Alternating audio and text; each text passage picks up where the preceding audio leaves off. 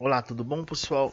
Espero que vocês estejam bem. A gente vai dar continuidade aí, finalizando o ano, quarto bimestre, primeira aula de física.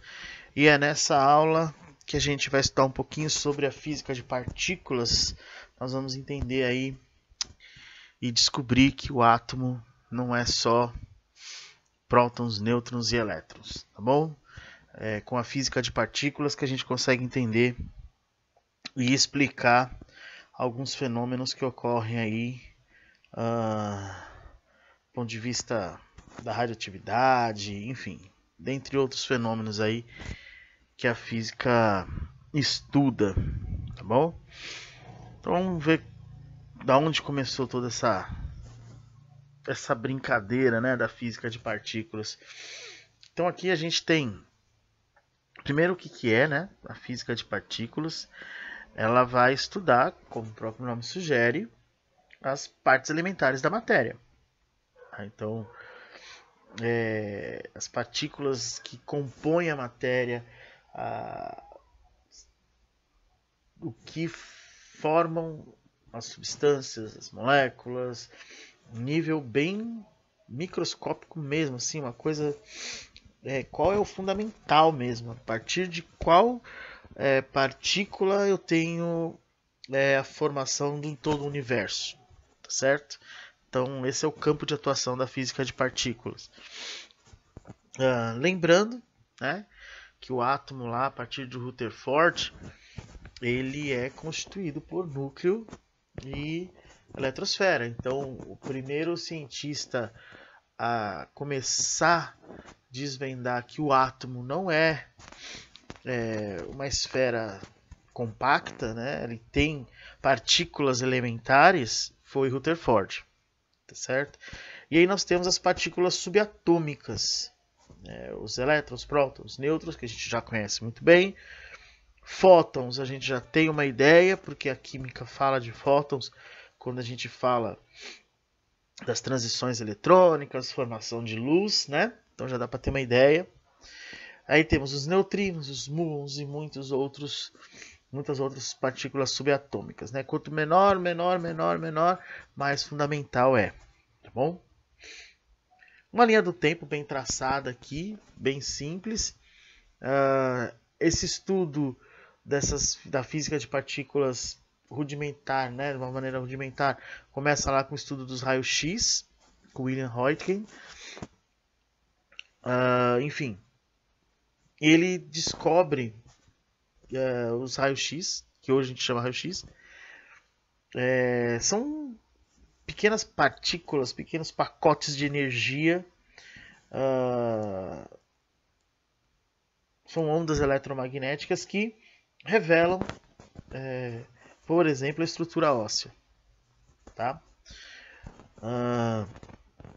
Depois nós temos aqui, um pouco mais à frente, o estudo sobre o elétron, com o experimento dos tubos de raios catódicos, que é o nosso bisavô da televisão, das televisões de tubo antigas, da década de 80, 70, tá? E aí o modelo atômico de Rutherford, que é considerado aí o cientista que começou a estudar as partículas subatômicas, né? As partículas do átomo mesmo, o que do que é composto o átomo, né? Quais partículas compõem isso que a gente chama de átomo, que a gente diz que é o que constitui todas as matérias que tem, todas as substâncias, moléculas e tudo que tem no universo, tá bom? E aqui uma imagem que acaba com a infância de muitos alunos, né? Lá na química principalmente, né, os químicos eles param aqui, né? Tem um átomo, claro, essa representação do átomo de Rutherford, tá? Não é o modelo mais atual, mas a representatividade do que tem eletrosfera, tem núcleo, aí dentro do núcleo tem prótons e nêutrons, e na eletrosfera tem os elétrons. Os químicos param aqui. Só que o povo da física ele é mais, ele quer saber mais coisa, ele está a fim de correr atrás de mais informação. Então do que será, né, que são formados os prótons e nêutrons. E aí a gente descobre que os prótons e nêutrons têm essa formação aqui, tem essas outras partículas subatômicas que dão origem a tudo, né? Aí temos os quarks e os gluons. Dentro dos prótons e nêutrons temos essas outras subpartículas aqui. Então, essa é a composição do átomo mais aceita na física, mas na química para aqui, porque até mesmo por conta do objetivo da química, né? A química tem um objetivo bem diferente do da física nesse aspecto do estudo do átomo. Aí surge a figura do Einstein, né? Falando ainda das suas teorias, e aí nasce né, a ideia da relatividade, da mecânica quântica, que está envolvida a física de partículas. Né? Sem a física de partículas, a gente não teria como trabalhar e estudar, entender e aplicar a relatividade e a mecânica quântica. Então, Einstein ele propõe a teoria da relatividade, né? A questão da energia proporcional à massa. A gente conhece bem essa formulinha. E depois outros cientistas aqui que também estudam a mecânica quântica, enfim, tentam resolver alguns problemas que surgem, que é normal que surja dentro de uma teoria. E aí ele cria a proposição de que podem haver ainda antipartículas dentro da energia quântica, né? Então, seria uma partícula com carga oposta. Então, eu tenho, por exemplo, a antipartícula do elétron, que é o positron. Né? Então, eu tenho partículas opostas, de carga oposta àquela que eu estou estudando. Tá? Dando continuidade, né? Falar um pouquinho sobre o César Lattes. Ele é um brasileiro, é um cientista brasileiro. Ele estudou também a física de partículas, certo? Ele mais outros cientistas se embrenharam aí numa pesquisa científica sobre a física de partículas. E aí eles descobrem o meson pi. Tá? Um pouquinho mais sobre o César Lattes. Ele é o físico brasileiro que estudou essa questão da física de partícula, na física atômica. E nesses anos de pesquisa ele faz um artigo que está aqui nesse site, o artigo dele. Só que está em inglês, tá? Que foi para Nature. Nesse artigo ele fala como ele fez esse estudo do método gráfico dentro dos processos nucleares. Né? Então, a partir daí ele conseguiu falar e descrever o que seria um meson pi. Contudo, na época dos estudos, quem é agraciado com o Nobel é o Powell, porque na época o prêmio Nobel era dado somente para o cientista que está encabeçando a pesquisa e não para todos que pesquisam as coisas ali em conjunto. Né? Hoje em dia a gente tem 2, 3 cientistas sendo premiados, né? Naquela época era um só, tá bom? Claro que depois ele foi indicado para outros prêmios de Nobel de Física, mas não conseguiu ganhar. Mas, em contrapartida, o governo brasileiro, de uma forma ou outra, né, dentro do Brasil, ele foi reconhecido, né, foi reconhecido o seu esforço, o seu trabalho, a sua contribuição. E hoje existe uma plataforma chamada Plataforma Lattes, que é uma base de dados de currículos acadêmicos. Então, professores de faculdade, universidade, pesquisadores, é como se fosse um LinkedIn da ciência, né, da pesquisa científica como um todo, em todas as áreas. Então, aqui o site também da plataforma Lattes, para quem tiver curiosidade de saber como que é essa forma de registrar o seu currículo acadêmico, tá? Artigo que você venha publicar, pesquisa que você faz dentro das universidades, dentro de escolas, para iniciação científica, tudo você coloca nessa plataforma, é o seu currículo acadêmico mesmo, tá? Continuando aqui, falando ainda sobre o assunto, né? Um pouco mais para entender, né, da onde que veio essa física de partículas. Os cientistas eles criaram, né, os aceleradores de partícula. Né? Qual que é o objetivo de um acelerador de partícula? Eu consigo analisar os átomos de uma maneira mais controlada. Eu consigo controlar alguns fenômenos que acontecem dentro do átomo, tá certo? Esse daqui é o nosso xodó, é o Sirius. Ele está localizado em Campinas, certo? Ele é brasileirinho, o nosso xodó. E aqui são realizadas algumas pesquisas nesse campo aí da física de partículas, tá? Eles estudam o tipo de incidência luminosa e a partir daí fazem os estudos sobre alguns fenômenos que ocorrem. Aqui é o Sirius por dentro, tá? Então é por aqui que passam esses elétrons, esses raios, essa fonte de luz, né? Que na verdade é uma fonte de luz. E aqui também uma outra foto mostrando por onde passa essas partículas de uma maneira controlada, e aí eles fazem os estudos que eles precisam fazer.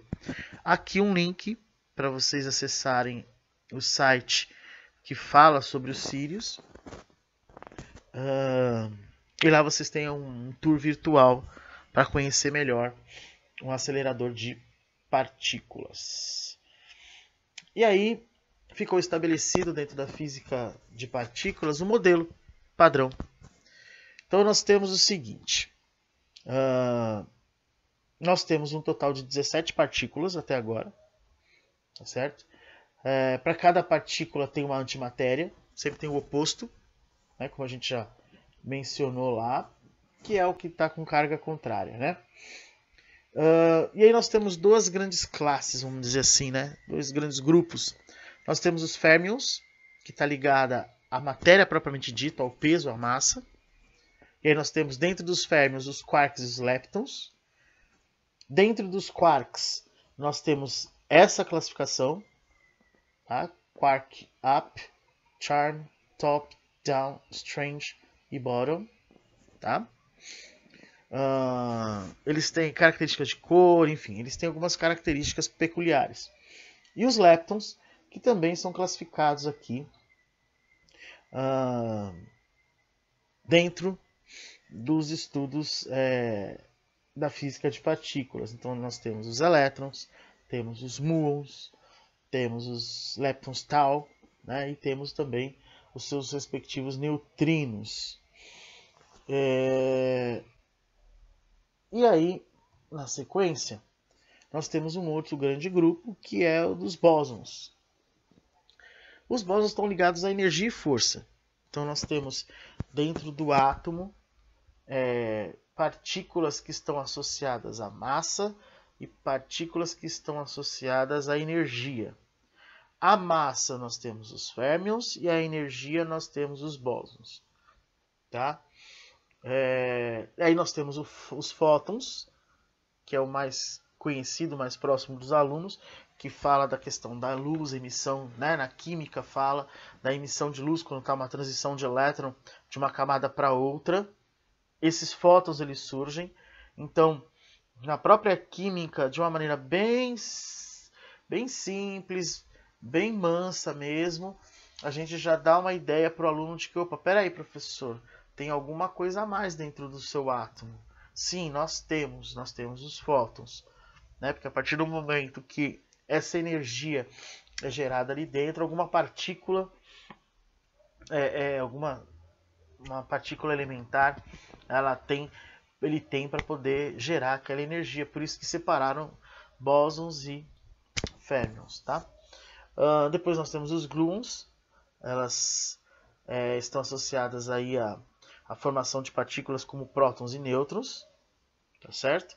E os bósons Z e W, né, são de força mais fraca, mas estão associados aos decaimentos radioativos, eles estão mais presentes nos decaimentos radioativos, que também lá atrás, nos estudos do raio-x e tudo mais, eles já estavam sabendo, eles conseguiam observar aquele fenômeno, mas não conseguiam explicar o que estava acontecendo ali direitinho.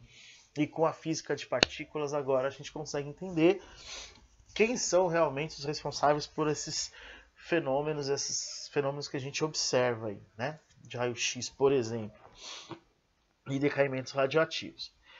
E o bóson de Higgs, que é uma novidade, foi muito comentada aí em alguns anos atrás aí. Ela foi proposta em 1960 e é ela que está responsável por atribuir massa a todas as outras partículas aqui dentro dos bósons. Por isso que eles falam que é a partícula de Deus, porque é ela que dá a massa para todas as outras. Então, alguns falam que é a partícula de Deus, porque é a partir dali que nasce todas as outras partículas. Mas, enfim, são modelos, e como todo modelo, na medida que vão sendo feitos novos avanços científicos, eles podem ser confirmados ou não, certo? Aí um quadro padrão, né, bem para visualizar, uma forma bem didática. Nós temos todo esse grupo aqui, são os férmions, né, os quarks e leptons é do grupo dos férmions, vamos colocar assim, vai ficar bem simples, bem didático. E aqui nós temos os bósons, tá, relacionados à energia e esses relacionados à massa. Lembrando que o bóson de Higgs é a nossa partícula divina que dá, pelo menos é atribuída a massa de todas as demais, tá bom? Com isso finalizamos aqui com algumas atividades para vocês. Aqui nós temos algumas perguntas, algumas vão precisar ser pesquisadas em internet, outras através do próprio vídeo que a gente fez aqui agora, vocês conseguem responder, tá bom? Não esqueçam de enviar para os seus professores, no e-mail dos seus professores, as atividades, e bons estudos, até uma próxima.